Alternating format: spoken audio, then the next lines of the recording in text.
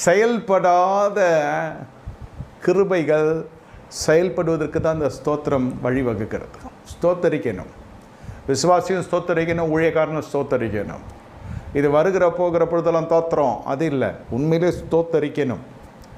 இது ஸ்தோத்திரம் என்று நீங்கள் கூகுளில் அடிச்சிங்கன்னா பல வசனங்கள் வரும். இது நம்மெல்லாம் அதுக்குள்ளெல்லாம் போகல, நேராக கர்த்தருடைய வெளிப்பாட்டுக்கு போகிறோம். ஸ்தோத்திரம் செலுத்துகிறபடியினால் வருகிற நன்மைகள் எவ்வளவோ நீங்கள் காதால் கேட்டு, இந்த காதில் கேட்டு அந்த காதில் விட்டுருக்கலாம்.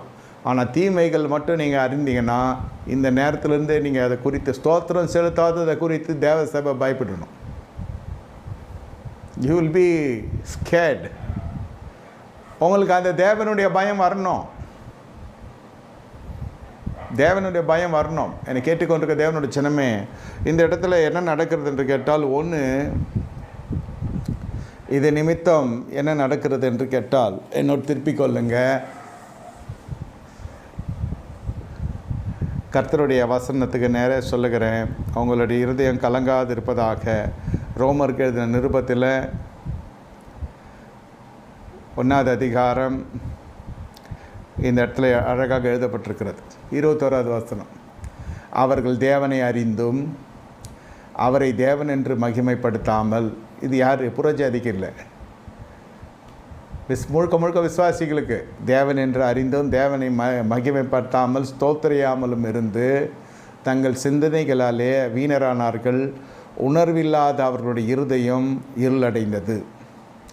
அவர்கள் தங்களை ஞானிகள் என்று சொல்லியும் என்ன பைத்தியக்காரராகி அழிவில்லாத தேவனுடைய மகிமையை அழிவுள்ள மனுஷர், பறவைகள், மிருகங்கள், ஊரும் பிராணிகள் ஆகிய இவைகளுக்கு ரூபங்களுக்கு ஒப்பாக மாற்றினார்கள். உங்களை அறியாமல் ஒரு விக்கிரகாராதனை வந்துடும். இது உங்களுக்கு எடுத்து சொன்னால் உங்களுக்கு புரியாது, இப்படி சொன்னால் புரியாது. இதுக்கு ஒரு வழி இருக்கிறது. இதற்குரிய ஒரு சரிதையை உங்களுக்கு நான் சொல்ல விரும்புகிறேன். தேவன் என்று அறிந்தோம், தனிப்பட்ட விதத்தில் கர்த்தரை அறிந்து கொள்ளுகிறீங்க, ஸ்தோத்திரம். அதுதான் உங்களை கிட்டி சேர்க்குது. எனக்கு தெரியும், ரொம்ப ஒரு 20 ஆண்டுகளுக்கு மேலே தெரிந்தவர்கள் எல்லாம் வெகு சில மாதங்களுக்கு முன்பு தான் ஞானஸ்நானம் எடுத்துருக்குறாங்க. எனக்கு தனிப்பட்ட விதத்தில் தெரியும், எனக்கு ஊழியனாக தெரியும். அவர்கள் அது வந்து சேர்கிறதுக்கு 15 ஆண்டுகள் 20 ஆண்டுகள் ஆகிறது. ஒரு ஆத்மா சந்திக்கப்படுகிறது சொல்கிறேன், ஒரே ஒரு ஆத்மா.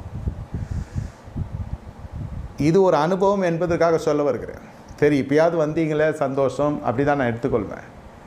தேவன் என்று அறிந்த பிறகு உன்னுடைய கிரியைகள் எப்படி இருக்கணும்? அவரை மகிமைப்படுத்தணும். என்ன ஸ்தோத்திர பலி இடுகிறவன் என்னை மகிமைப்படுத்துகிறான். நீங்கள் ஸ்தோத்திரியாமல் இருக்கிறது, மகிமைப்பட